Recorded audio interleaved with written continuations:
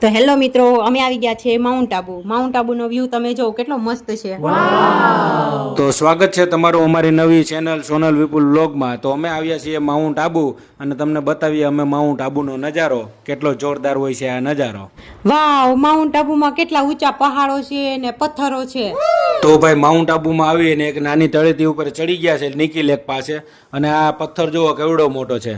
આ લોકો તો ચડતા જાય ઉપર અને તમને અહીંનો વ્યૂ બતાવ. વાવ, કેટલી સુંદર જગ્યા છે. ચારે બાજુ પહાડો જ છે. જો તો ખરી મિત્રો, આ પહાડોની વચ્ચે તળાવ કેટલું સુંદર લાગે છે.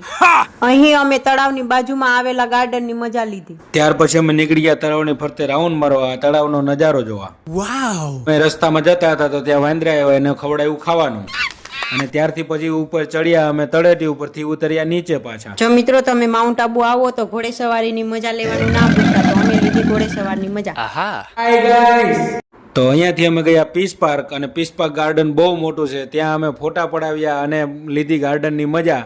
અને ગાર્ડન એટલું સુંદર છે કે આવી ગઈ અમને ફૂલ મોજ. વાવ. તો અમે કરી અહીંયા વોકિંગ અને સીડીઓ ચડીને થાકી ગયા, પણ તોય ચડવાની મજા આવી. અચ્છા.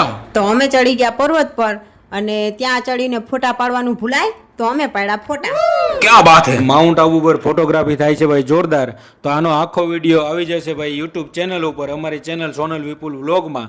તો મિત્રો તમે આ ચેનલને સબસ્ક્રાઇબ કરી લેજો અને અમારો આખો વિડીયો જોવાનું ના ભૂલતા.